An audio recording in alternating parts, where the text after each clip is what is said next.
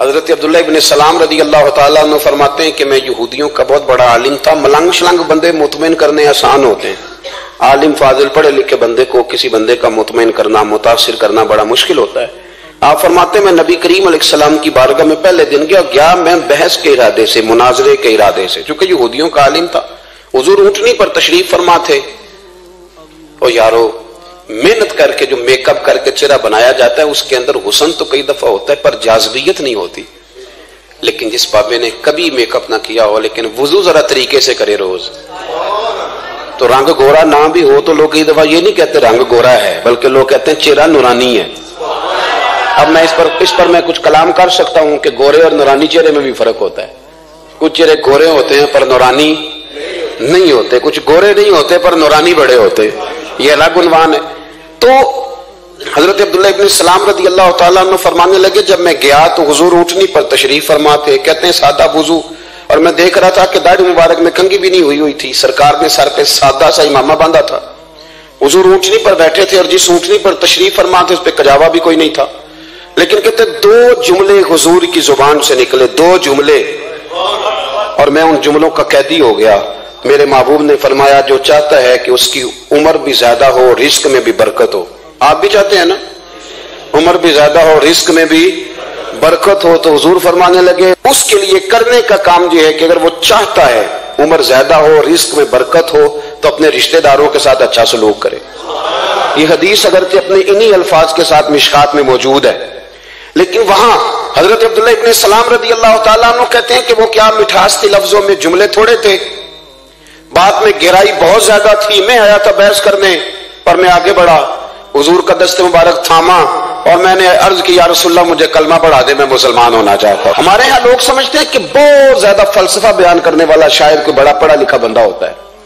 یہ جی نفسیات کا بڑا ماہر ہے جی، اس نے کئی ماسٹر کیے ہوئے ہیں، ایم فل کیا، پی ایچ ڈی کیا. خدا کے بندے، نفسیات کا ماہر وہ ہوتا ہے جو سامنے والے کی عقل کے مطابق بات کرنا جانتا ہے. اور اگر تم کہے جی میری بات ہی بڑی مشکل ہے میں کس کو سمجھاؤں، تو آپ یہ پڑھے لکھے نہیں ہیں، آپ ابھی سمجھدار نہیں ہوئے. کلم الناس علی قدر عقولہم. اگر آپ پڑھے لکھے ہوتے تو لوگ آپ کی بات سمجھتے. میرے رسول کریم نے کبھی کوئی مشکل بات نہیں کی، کبھی کوئی فلسفہ نہیں بیان کیا، بلکہ تیری نگاہ ناز سے دونوں ہی مراد پا گئے. عقل غیاب جستجو، عشق حضور و اضطراب. اقبال کہتے ہیں اگر بڑا عقل مند آدمی ہوتا تھا تو حضور کی بات اس کے دل کو بھی اچھی لگتی تھی، اور اگر کوئی عشق و مستی والا آتا تھا نا کہ میں نے مست ہو کے آنا ہے تو وہ بھی میرے نبی کی باتوں سے مست ہو جایا کرتا تھا. دونوں تیری نگاہ ناز سے دونوں مراد پا. تو حضور کو بات کرنے کا سلیقہ بھی بڑا شاندار آتا تھا. حضرت عائشہ صدیقہ رضی اللہ تعالیٰ عنہ فرماتی ہیں کہ نبی کریم صلی اللہ علیہ وسلم جب بات کرتے تھے تو اتنی دھیمی کرتے تھے، اتنی دھیرے میں کرتے تھے. میں تو چھوٹا آدمی ہوں، کسی بڑے بندے کو نصیحت بھی نہیں کر سکتا، ورنہ میں علماء سے تو نہیں لیکن جو طالب علم ہیں جن کا خیال ہے کہ شاید اور میرے پاس کچھ سیکھنے آئے ہوئے ہیں مدرسے کے، تو میں ان سے کہتا ہوں کہ وہ کیا خطابت ہوئی جس میں سامنے والے کو سمجھ ہی نہیں آئی آپ نے کیا کہا. آپ اتنے جوش میں چلے گئے، کہتا جی وہ میرا عشق بڑا جوان تھا. تو میں نے کہا آپ کا عشق زیادہ جوان تھا، پھر رسول پاک کی سنت سے آگے نکل گیا ہے. اب ٹھہر ٹھہر کے بات کریں. آپ کی بات اگر سامنے والے کی سمجھ میں نہ آئی تو اس کا معنی کیا ہوا. اسی طرح سے ہماری نعت خوانی کا ماحول ہوتا ہے، 6 بندے نعت پڑھ رہے ہوتے ہیں، ایک اسپیکر ادھر ہوتا ہے ایک ادھر ہوتا ہے، کوئی سمجھ نہیں آتی ہے کیا کہہ رہے ہیں. اور پھر اس کے ساتھ ساتھ وہ یہ بھی مطالبہ کر رہے ہوتے ہیں کہ ہاتھ بھی کھڑے کرو جنو جنو عشق. میں کہ انج نہیں کہی دا، ویسے تو کہہ چلو پڑھ لیں، ورنہ اگر آپ ایسے ہی استاد بائی پاس والے بیچارے کو تو ہارٹ اٹیک ہو جائے گا ہاتھ کھڑا کرے گا. تو وہ بھی عاشق رسول ہی نا، لیکن یہ قسمیں نہ ڈالیں، یہ کوئی طریقہ ہی نہیں ہے، نہ کہیں دین اس کی اجازت دیتا ہے. ہم نے تو یہ سنا ہے کہ صحابہ کہتے ہیں جب اللہ کے حبیب گفتگو کرتے تھے تو ہم یوں بیٹھتے تھے کہ ہمارے سروں پہ پرندے بیٹھے ہو، تو حرکت بھی نہیں کرتے تھے. تو بہرحال جو بات عرض کرنی ہے اس پر غور کریں. جناب عائشہ صدیقہ کہتی ہیں ٹھہر ٹھہر کے بات کرتے آہستہ، اور یہ لفظ آپ کو یاد رکھنا ہے. سیدہ عائشہ صدیقہ کہتی ہیں جب حضور گفتگو کرتے تھے نا تو اگر ہم نبی پاک کے الفاظ کو گننا چاہتے تھے تو گن بھی سکتے تھے، گننا چاہتے تو گن بھی. ایک تو آپ کی جو سادگی ہوگی وہ اصل ہوگی، ملمہ سازی سے نکلیں. پہلے ہماری شادیوں پہ دلہا اور دلہن جاتے تھے بیوٹی پارلر، اب سارا خاندان جاتا ہے. اس میں حسن نہیں ہوتا، اس میں بے وقت ہو جاتا ہے آدمی. آپ کو جو رب کریم نے بنایا ہے اس سے زیادہ شاندار آپ کو کوئی بنا سکتا ہے؟ الذی خلقک فسواک فعدلک فی ای صورت ما شاء رکبک، اللہ فرماتے ہیں جو میں نے تیرا چہرہ بنایا ہے نا یہ میری چاہت ہے، میں نے جیسا چاہا ہے تجھے بنایا ہے، تو مجھے تجھے وہ چہرہ پسند کیوں نہیں جو میرے رب نے بنایا ہے؟ یہ چاہت ہے الذی خلقک کا، جس نے تمہیں پیدا کیا، فسواک فعدلک، پھر ہموار کیا، پھر برابر کیا، اور فی ای صورت ما شاء رکبک، پھر جس صورت میں اس نے چاہا تجھے ترکیب کیا۔ تو پہلی بات، اور دوسری بات گفتگو کریں تو ذرا تھوڑا سا نا موقع دیں کسی اور، کچھ لوگ ایسے ہوتے ہیں جن کے پاس آپ بیٹھے ہیں تو بس وہی بولیں گے، آپ نہیں بول سکتے، اب وہی بات کریں، گفتگو کریں، معنی خیز کریں، اتنی باتیں نہ کریں کہ پھر آپ رہ جائیں، کم بات کریں، اور جتنی کریں وہ وزنی کریں تاکہ آپ کی بات کا ایک خاص حجم ہو، ایک وقار ہو۔ اللہ کے محبوب بات کرتے تو اس بات کے اندر وزن ہوتا، وقار ہوتا۔ ہمارے صاحب رحمۃ اللہ علیہ ہمیں اکثر حکم دیتے تھے تقریر تھوڑی کرنا، نعت کے 2-3 شعر پڑھنا، تو میں نے ایک دن عرض کی حضور کیوں؟ فرمانے لگے اللہ رسول کی بات کو بے وقت نہ کر دینا کہ لوگ سننا نہ چاہیں اور تم جبرن سناؤ، فرمایا رنگ اس طرح کا ہونا چاہیے کہ لوگوں میں دلچسپی ابھی ہو اور بات ختم ہو جائے، اس کو بے وقت کر دینا ہے کہ زبردستی آپ، تو اچھی گفتگو کریں، معنی خیز سنیں۔ ایک حدیث پاک حضرت ابو بردہ رضی اللہ تعالیٰ ایک صحابی ہیں، البدایہ والنہایہ میں روایت آپ کو ملے گی، وہ کہتا ہے میرا اپنی بیوی سے اختلاف ہو گیا۔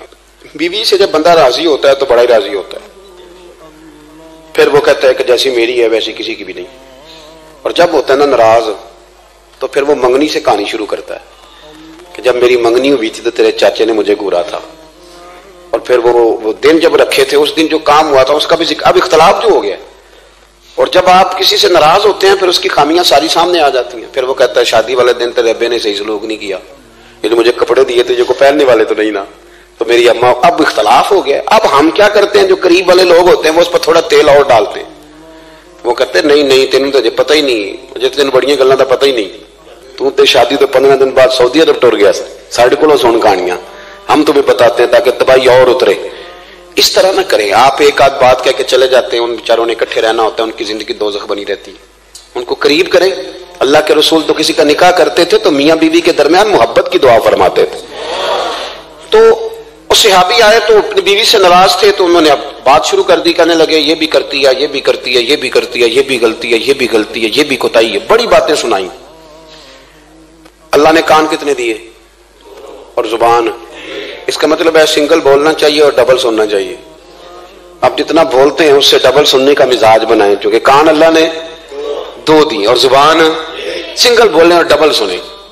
حضور سنتے رہے، بلکہ حضرت ابو بردہ رضی اللہ تعالیٰ عنہ کہتے ہیں میرے محبوب نے نا تکیہ منگا لیا، ٹیک لگا لی۔ کئی لوگ کہتے ہیں نا جی ڈاکٹر نے میری بات تو پوری سنی کوئی نہیں، تو جب تک پوری سنی نہ جائے بعض بندوں کو تسلی نہیں ہوتی، پورا وقت دیا۔ وہ کہتے ہیں جتنا میرے اندر غبار تھا سارا میں نے نکالا، اور میں نے ثابت کر دیا کہ میری بیوی میں یہ بھی کمزوری ہے، یہ بھی کمزوری ہے، یہ بھی کمزوری ہے۔ کہتے ہیں جب میں تھک گیا نا باتیں کر کر کے اور باتیں ختم ہو گئی تو حضور ہلکا سا مسکرائے، پھر پہلی نظر ہی لوٹ لے ماہی تیرے ہار شنگارا۔ کہتے ہیں حضور ہلکا سا مسکرائے زیر لب اور فرمانے لگے کہ تیری بات ختم ہو گئی ہے تو ایک میں بھی کر لوں؟ تو نبی کریم صلی اللہ تعالی علیہ وسلم فرمانے لگے صرف ایک بات کا جواب دے، صرف ایک، تیرے آگے ہیں یوں دبے لچے فصحا عرب کے بڑے بڑے، کوئی جانے منہ میں زبان نہیں بلکہ جسم میں جان نہیں۔ حضور فرمانے لگے یہ بتا کہ تیری بیوی میں ساریاں خامیاں ہی ہیں کہ کوئی خوبی بھی ہے؟ میں اتنا جواب دے دے، زیادہ لمبی چوڑی بات نہیں، تیری بیوی میں ساریاں خامیاں ہیں۔ اللہ جو بندے بناتا ہے نا تو ایسا کوئی بندہ رب کریم نے نہیں بنایا جس کے اندر اللہ نے کوئی خوبی نہ رکھی ہو۔ یہ الگ بات ہے کہ ہماری اپنی اینک پر مٹی پڑی ہوتی ہے اور ہم سامنے والے کا چہرہ صاف کرتے رہتے ہیں، اپنی اینک نہیں صاف کرتے۔ تو حضرت ابو بردہ رضی اللہ تعالیٰ عنہ فرماتے ہیں جب سرکار نے اس شخص سے یہ بات کہی نا کہ کوئی خوبی بھی ہے تیری بیوی میں، تو کہتے ہیں وہ شخص کہتا ہے میری نا بالکل ایک جملے نے سوچ ہی بدل دی ساری، یوں سمجھ لے کہ میں اس روڈ پہ چل رہا تھا، میرے نبی پاک نے مجھے اس والے راستے پہ ڈال دیا، بالکل ساری سوچ، یعنی ایک ہی جملہ لیکن ہر چیز بدل دی سرکار نے۔ حضور فرمانے لگے کوئی خوبی بھی ہے؟ کہتے میں تھوڑی دیر چپ رہا، عرض کی یا رسول اللہ صلی اللہ علیہ وسلم آپ حکم کریں۔ تو حضور فرمانے لگے اپنی بیوی سے کبھی بغض نہ رکھو، اگر تمہیں اس کی خامیاں نظر آئیں تو اس بات پر توجہ کرو جو اس کے اندر خوبی ہو۔ کہتے میں نے اٹھ کے عرض کی یا رسول اللہ میری بیوی پردے کی بڑی پابند ہے، میری خوابگاہ میں کوئی دوسرا شخص کبھی پیر بھی نہیں رکھ سکتا۔ تو تو فرمایا جا پھر گھر جا کے بسا، جو سب سے اعلیٰ خوبی تھی وہ تو اللہ نے تیری بیوی کو عطا کی ہوئی ہے، گھر بسا۔ تو ایک تو سرکار کی ظاہری جو اللہ نے آپ کو حسن و جمال دیا تھا وہ بے مثل تھا، گفتگو کا جو ڈھاب اور سلیقہ دیا تھا وہ بے مثل اور بے مثال تھا، اور پھر جو حضور کی ادائیں تھی نا، کانا خلقہ القرآن، حضرت عائشہ صدیقہ کہتی ہیں میرے محبوب کے اخلاق دیکھنے ہو تو قرآن پڑھو، جن اخلاق کا قرآن درس دیتا ہے وہ عملی طور پر سارے مدینے والے محبوب میں پائے جاتے تھے۔ جو سب سے بہترین عادت تھی نا، بہترین ترین عادت، وہ اللہ نے میرے رسول کریم کو عطا فرمائی۔ ہمارا نا اب ایک مزاج بن گیا ہے، ہمارے بعض لوگ بڑے فخر سے بتاتے ہیں کہ جی مسواک سنت ہے، اب تو سائنس بھی مان گئی ہے کہ مسواک کریں گے تو آپ کے وجود کے اندر جو منہ میں فالتو مادے ہوں گے جراثیم وہ مر جائیں گے، اب سائنس بھی مان گئی ہے۔ مجھے کبھی کبھی اس لفظ سے بڑی تکلیف ہوتی ہے، میں کہتا ہوں کہ سائنس اگر نہ مانے تو ہمیں کوئی اس پہ فرق پڑتا ہے؟ نہ مانے سائنس، ہمیں کیا لینا دینا سائنس سے؟ سائنس تو کبھی کچھ کہتی ہے پھر کبھی کچھ اور کہنے لگ جاتی ہے، سائنس کا کیا ہے؟ سائنس کو منوانا ہماری ڈیوٹی۔ اس طرح کا دین نہ بناؤ کہ معاذ اللہ دین کو سائنس کا غلام کر دو۔ سائنس کل بھی رسول اللہ کی غلام تھی، آج بھی میرے نبی پاک کی غلام ہے۔ تو حضور کی جتنی ادائیں ہیں، جتنی، ایک کدو شریف ہے، حضور نے کدو استعمال فرمایا ہے۔ آپ چلے جائیں کسی بھی جگہ پہ، جس بندے کو بہت زیادہ بلڈ پریشر کا مسئلہ ہونا تو اب اس کو ڈاکٹر کہتے ہیں کہ کدو ملے تو اس کو استعمال کراؤ۔ تیزابیت حد درجے اختیار کر دے اور اندر کا نظام سارا درم برم ہو جائے تو اس کو کدو استعمال کراؤ، اور آپ اس کی خاصیت دیکھ لیں۔ تمام سبزیوں میں سے تحقیق بھی سب سے زیادہ اسی پہ ہوتی ہے۔ میرے رسول پاک کا ایک طریقہ مبارک ہے، اور صحابہ کے اگرچہ سید الطعام گوشت ہے، کانوں کا سردار اسے کہا گیا، لیکن حضرت انس بن مالک رضی اللہ تعالیٰ عنہ فرماتے ہیں کہ درزی نے نبی پاک کی دعوت پکائی تھی، وہ درزی تھا، کپڑے سیتا تھا۔ آپ فرماتے ہیں کہ میں حضور کے ساتھ اس درزی کے گھر گیا تو گوشت اور کدو پکا ہوا تھا۔ فرماتے ہیں اگرچہ سردار گوشت ہی ہے پر نبی کریم نے نا گوشت کے ٹکڑے ہٹا کے نا تو اندر سے کدو نکال کے کھایا۔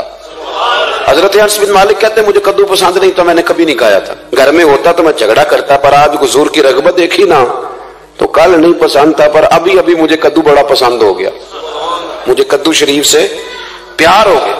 جو اعلیٰ ترین چیزیں تھیں وہ نبی پاک نے استعمال فرمائی، اعلیٰ ترین۔ زیتون کی افادیت کبھی کم ہوئی ہے 1400 سالوں میں؟ کبھی کسی نے کہا ہو کہ زیتون استعمال نہ کرو؟ کبھی اس کی افادیت میں؟ یہ امامہ میرے نبی پاک کی سنت ہے، سارے پڑھیے صلی اللہ، حضور کی سنت ہے نا یہ۔ کبھی کوئی بندہ ایسا آپ کو ملا ہو کہ اس نے امامہ باندھا ہو تو کسی نے کہا رہن دے یار تینوں سونا نہیں لگتا؟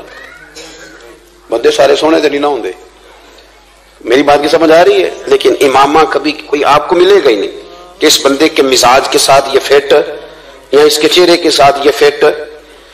اینک آپ لے لیں بازار سے، چھوٹی بھی ملتی ہے بڑی بھی ملتی ہے، کچھ لوگوں کے چہرے پہ کچھ چیزیں نہیں سیٹ ہوتی، فٹ نہیں ہوتی، لیکن یہ سرکار کی چونکہ سنت ہے، اور اس کا اعزاز یہ ہے کہ نبی پاک نے فرمایا جمعے والے دن امامہ باندھ کے آیا کرو، جمعے والے دن امامہ باندھ کے آیا کرو۔ جو لوگ جمعے والے دن امامہ باندھ کے آتے ہیں اللہ کے فرشتے ان پر درود بھیجتے ہیں،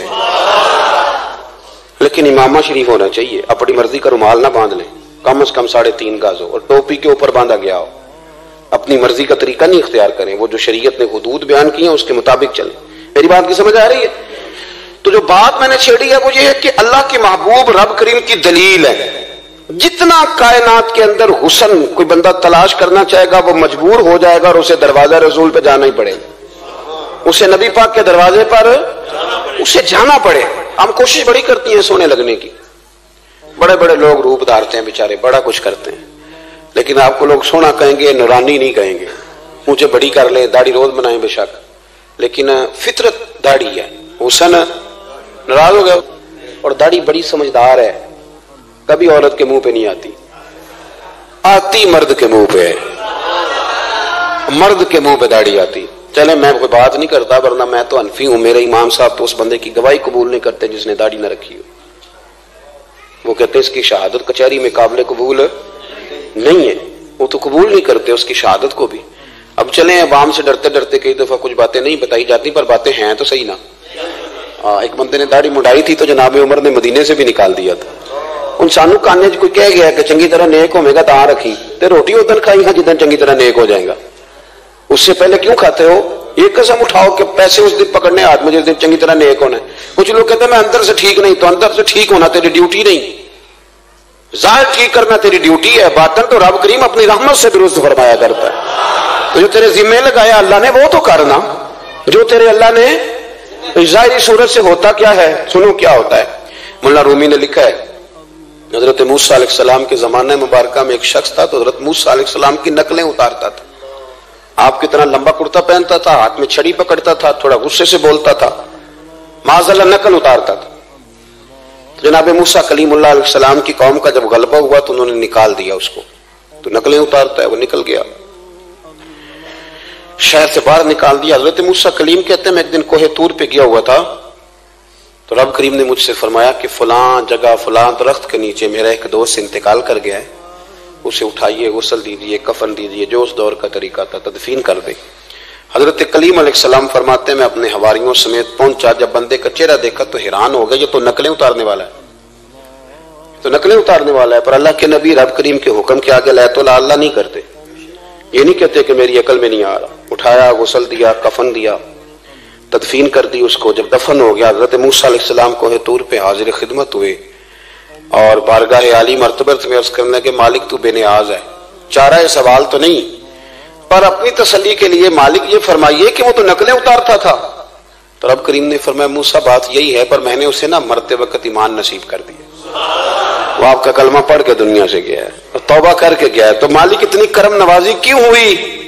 تو رب کریم نے فرمایا موسیٰ جب وہ تیری طرح بن سور کے نکلتا تھا نا, تیری ادائیں اپناتا تھا, تو مجھے پیارا ہی بڑا لگتا تھا, وہ پیارا لگتا تھا. یارو دیکھو نا ترمذی شریف میں حدیث ہے, میرے رسول پاک علیہ السلام نے فرمایا میرا امتی جب سفید داڑھی لے کے قبر میں جائے گا نا, داڑھی اور وہ بھی سفید, تو رب فرشتوں سے فرمائے گا اسے عذاب نہ دینا, یہ میرے محبوب کی سنت سفید داڑھی لے کے آگے, مجھے شرم آتی ہے اسے عذاب دیتے. آپ بات کو سمجھے کہ یہ حضور کی سنت کا اعزاز جو اللہ کی بارگاہ میں, رب کے حضور جو سنت کا اعزاز اس لیے کہ کائنات میں سب سے اعلیٰ ترین جو کام تھا وہ کیا ہی میرے مصطفیٰ کریم نے, اعلیٰ ترین عمل نبی پاک کا, اعلیٰ ترین, اور طریقہ مبارکہ میں حسن اور جاذبیت. اور آپ اندازہ کر لیں ہم لوگ پٹری سے اتر جاتے ہیں, مرضی کرتے ہیں, ہمارا مزاج ہے جتنا مرضی کو کہے کہ الکوہل والی خوشبو استعمال نہ کریں, اور ہم کوئی نہ کوئی دلیل نکال کے لے ہی آتے ہیں, لیکن خوشبو اس دور میں بھی اتنی بکتی ہے جس کی حد نہیں, اور لوگ اپنی اپنی ضرورت کے لیے اس کو استعمال ہے. ان 1400 سالوں میں 1450 سالوں میں ایک دفعہ بھی ایسا نہیں ہوا کہ یہ کاروبار کہیں ٹھنڈا ہوا ہو. حرم شریف اللہ آپ کو لے جائے تو مسجد نبی میں سونے کی دکان کے ساتھ خوشبو والی دکان ہوتی, یعنی اتنا مہنگا کاروبار ہے کہ جتنا کرایہ سونے کی دکان والا دے رہا ہے اتنا ہی خوشبو کی دکان والا دے رہا ہے, اتنا مہنگا یہ کاروبار ہے. ایک دن بھی اس کام کی اہمیت کم نہیں ہوئی. اور رسول کریم نے کیا فرمایا, صحابہ کہتے ہیں 3 چیزوں سے کبھی منع نہیں کرتے تھے. کوئی تکیہ دیتا تھا تو قبول کرتے تھے, کوئی بندہ اگر حضور کو دودھ پیش کرتا تھا تو نبی پاک قبول کرتے تھے, اور اگر کوئی شخص حضور کو خوشبو دیتا نا تو حضور جلدی قبول فرماتے تھے. یہ مزاج تھا. تو جو اعلیٰ ترین چیزیں تھیں ان کو میرے رسول کریم صلی اللہ علیہ وسلم نے کیا, ہمیں کر کے دکھایا. ہمارا ظاہری حلیہ آج بھی اہل عرب لمبا کرتا پہنتے ہیں, آپ لمبا کرتا پہن لیں, حیا کے زیادہ قریب ہے. کھلا لباس حضور پسند کرتے تھے, یہ شرم و حیا کے زیادہ قریب ہے, اس کے اندر انسان کا پردہ زیادہ ہے. وہ ساری اعلیٰ قسم کی صفات جن سے ایک آدمی متصف ہو سکتا ہے اور اپنے آپ کو سجا سکتا ہے, اپنے معاملات کو ٹھیک کر سکتا ہے, وہ ساری رسول پاک نے ہمیں عطا فرمائی. ایک حضور کا طریقہ مبارکہ تھا کہ سامنے والے جتنے لوگ حضور کے دائیں بائیں رہتے تھے ان کا خیال کرتے تھے. ہم تو خیال رکھواتے ہیں نا اپنا کہ سارے مل کے میری عزت نہیں کرتا, تو میری, تو میں کہتا ہوں کہ یہ تو یا اپنی عزت کی بھیک مانگی ہے یا آپ نے لڑائی کر کے عزت لی ہے. ایسا نہ کریں, آپ عزت دینی شروع کر دیں, اللہ آپ کو سکون عطا کر دے. آپ احساس کریں دوسروں کا. حضور نہ شدت کے ساتھ, یہ اعلیٰ سنت ہے میرے نبی پاک کی صلی اللہ ہو, سارے پڑھیے درود شریف صلی اللہ ہو, یہ اعلیٰ سنت ہے. آپ دیکھیں نا بخاری مسلم میں موجود ہے, حضور فرماتے ہیں میرا دل چاہتا ہے میں لمبی نماز پڑھاؤں, لمبی نماز پڑھاؤں, دل میرا چاہتا ہے. لیکن فرمایا جب میں دیکھتا ہوں نا کہ پیچھے بچے بھی کھڑے ہیں, بوڑھے بھی کھڑے ہیں, بیمار بھی کھڑے ہیں, تو گویا حضور فرمانے لگے میں بندوں کا احساس کر کے رب کی نماز چھوٹی کر دیتا ہوں. میں مختصر پڑھاتا ہوں. مسند امام احمد بن حنبل میں حدیث کے لفظ ہیں کہ اگر کوئی نبی پاک کا انتظار کر رہا ہوتا تھا تو نماز مختصر پڑھتے تھے اور اس کو فارغ کر کے پھر لمبی نماز پڑھتے. ایسا نہیں کہ اب آئے ہیں 4-5 لوگ تو ان کو پتہ چل جائے کہ حضرت جی بڑی تگڑی نماز پڑھتے ہیں, بڑے صوفی صافی آدمی, یہ نہیں, بلکہ نماز ہے. بلکہ مسند امام احمد بن حنبل میں تو وہ خوبصورت حدیث موجود ہے. سیدنا بلال حبشی رضی اللہ تعالیٰ عنہ فرماتے ہیں کہ میں نے عصر کی نماز کے لیے اقامت پڑھ دی تھی, حضور مصلی امامت پر تشریف لے گئے تھے, ایک یہودی کا غلام آیا اور اس نے آ کے عرض کی یا رسول اللہ میں بڑی مشکل میں ہوں, اگر آپ چلیں تو میرا مسئلہ حل ہو سکتا ہے, میرا مسئلہ حل ہو جائے گا. تو حضور کے احساس کی شدت کا یہ حال تھا کہ نبی کریم نے نمازیوں سے فرمایا تم بیٹھ جاؤ, میں پہلے اس کا کام کر کے آتا ہوں. خدا کے بندے تو ہیں ہزاروں, بنو میں پھرتے ہیں مارے مارے, میں اس کا بندہ بنوں گا جس کو خدا کے بندوں سے پیار. احساس کی شدت یہ حضور کی سنت ہے, اور بہت زیادہ خیال رکھنا دوسرے کا, یہ میرے نبی پاک کا طریقہ ہے. دوسروں کو سوچنا, دوسروں کے لیے بات کرنا, دوسروں کے لیے دعائیں کرنا, ان کے احساسات کا خیال رکھنا. سیدہ طیبہ طاہرہ حضرت عائشہ صدیقہ رضی اللہ تعالیٰ عنہ فرماتی, ایک دن سرکار مجھ سے فرمانے لگے عائشہ جب تم مجھ سے ناراض ہوتی ہو تب بھی مجھے پتہ چل جاتا ہے, جب راضی ہوتی ہو تب بھی پتہ چل جاتا ہے. یہ ہمارا یہ مزاج نہیں ہوتا گھر کے اندر بھی, ہم گھر کے اندر بھی نواب صاحب ہی ہوتے ہیں. یہ نہیں گھر جا کے کہانیاں سناتے ہیں, کہتے ہیں تمہیں پتہ میں کڈا کھاوا, کمائی کیڈی مشکل ہے, پیچھے پیچھے ہٹ جاؤ سارے, میں فتح کر کے آؤں, ابھی کیٹو سر کر کے آیا ہوں. ایک بچہ پانی لے کھڑا ہو جائے, دوسرا دودھ کا گلاس لائے, بیگم صاحبہ فٹافٹ آئیے, ایسے نہیں کریں. میرے رسول پاک علیہ السلام کی پیاری زوجہ کہتی ہیں حضور گھر آئے, کھانا مانگا, میں نے اس کی حضور میرے سر میں درد ہے, تو پڑھو نا ابن اسحاق کو. محبوب فرمانے لگے لا میں تجھے آٹا گوندھ دیتا ہوں, تو مجھے روٹی پکا دے. یہ بھی سنت ہے نبی پاک کی. ہوں چپ کر گئے ہو, یہ بھی حضور کی سنت ہے, یہ بھی سرکار کا طریقہ ہے. کبھی کبھی گھر میں جھاڑو دینا یہ بھی نبی پاک کا, حضور کام میں ہاتھ بٹاتے تھے نا ازواج کا, یہ والی سنت کس دن ادا کرنی. ایک دن میں نے جمعے میں یہ بات کی تو ایک بچہ مجھے کہنے لگا حضرت صاحب یہ سنت ادا تے کر لیے, پر ساڈے ابے نوں بھی تے سمجھاؤ نا. ہنسنا نہیں جی مسجد میں اونچا. کہنے لگے وہ بیگم صاحبہ ایک دن بیمار تھیں اور سخت بیمار تھی, تو میں نے چائے کا کپ بنا دیا, حالانکہ وہ بیچاری مجھے روز بنا کے دیتی ہے, تو میں نے بنا دیا تو ابا جی کہتے پتر رائے دیا آتا نہ خراب کر لیں. تو اب آپ تو سنت کچھ اور بیان کر رہے ہیں, میں کہ تسی شروع کرو نا تاکہ تواڈے بچے تے نہ یہ سوال کرن, یہ راج تسی کر رہے ہو. تو اس میں بھی کوئی حکمت ہوگی. بزرگ اگر کوئی بات کرتے ہیں تو وہ بھی کوئی اتنی بری نہیں ہوتی, اس کے اندر بھی کوئی نہ کوئی حکمت ہوتی ہے. لیکن اپنے گھروں کے ماحول میں خوبصورتی لائیں, یہ سٹیٹس نہیں اہل اسلام کا. بات سمیٹنے کی طرف آ رہا ہوں. حضرت عائشہ صدیقہ رضی اللہ تعالیٰ عنہ فرماتی ہیں حضور فرمانے لگے کہ جب تم راضی ہوتی ہو تب بھی مجھے پتہ چل جاتا ہے, اور جب ناراض ہوتی ہو تب بھی. تو میں نے کہا یا رسول اللہ صلی اللہ علیہ وسلم وہ کس طرح, آنکھیں میں نے کھول لی, حضور کس طرح. تو دیکھو نبی پاک سامنے والے کے جملوں کا بھی احساس کرتے, خیال کرتے کہ سامنے والا کہاں سے بات کر رہا ہے. اللہ کے محبوب فرمانے لگے تمہیں اگر کبھی قسم کھانی ہو نا, تمہارا مزاج ہے قسم کھانی پڑے اور تم مجھ سے ناراض ہو تو پھر تم کہتی ہو مجھے ابراہیم کے رب کی قسم, اور جب تم راضی ہو اور قسم کھانی پڑے تو کہتی ہو مجھے محمد مصطفیٰ کے رب کی قسم. تو جناب عائشہ کہتی ہیں میں زبان سے ہنس رہی تھی اور آنکھیں میری آنسو برسا رہی. میں نے کہا محبوبہ اتنا خیال کرتے, یہاں تک آپ کو احساس, یہاں تک پتہ ہوتا ہے, یہاں تک. میرے رسول کریم علیہ السلام لوگوں کا احساس کرتے, خیال کرتے, شوق پیدا کرتے, وارفتگی ہوتی. کئی دفعہ حضور فرض نماز پڑھ کے گھر چلے جاتے, تھوڑی دیر کے بعد آتے مسجد میں نماز پڑھ لیتے. کئی دفعہ قاضی اعجاز مالکی رحمۃ اللہ علیہ اس کو لکھنے کے بعد اس کی شرح میں فرماتے ہیں اصل بات یہ تھی کہ حضور جب تک مسجد میں رہتے تھے صحابہ ادباً بیٹھے رہتے تھے, تو حضور فرماتے میں جاؤں گا نہیں تو یہ بھی نہیں جائیں گے. تو سرکار گھر تشریف لے جاتے تاکہ لوگ اپنے اپنے کام میں لگ جائیں, اور پھر حضور واپس آ جاتے. ایک تو اپنی ظاہری وضاحت میں سادگی لائیں. ہماری بہت ساری مشکلات کی اصل وجہ یہ ہے کہ تکلف بڑا بڑھ گیا, بڑا تکلف بڑھ گیا. ہم کوشش کرتے ہیں دوسروں کے برابر جانے کی, ہمیں کیا ضرورت پڑی ہے دنیا سے مقابلہ کرنے کی. ہم نے تو اللہ رسول کی رضا کے اندر رہنا ہے, اور دنیا میں سب سے بہترین شخص وہ ہے جس کے پاس مال تو ہے پر لالچ کوئی نہیں. اپنے آپ کو پیچھے لائیں. دوسری بات یہ کہ اپنی گفتگو بڑی صاف ستھری کریں, سادی کریں, اس کے اندر کوئی تکلف نہ برپا کریں, بات سامنے والے کی عقل کے مطابق کریں. اور تیسری بات یہ کہ اپنی عادات میں, اٹھنے بیٹھنے میں, چلنے پھرنے میں اپنا تھوڑا سا خیال کریں. اور ایک بات اور آپ کو عرض کروں, یہ آپ کو زیادہ دیر محنت نہیں کرنی پڑے گی. اگر تھوڑا سا وقت آپ اپنے آپ کو دے دیں نا, اقبال کہتے ہیں اپنے من میں ڈوب کر باجا سراغ زندگی، چل تو اگر میرا نہیں بنتا نہ بن، اپنا تو بن، اپنا تو بن، تھوڑا اپنے اوپر بھی تو محنت کر لے کہ ساری زندگی دوسروں کی اصلاح کرتے رہنا۔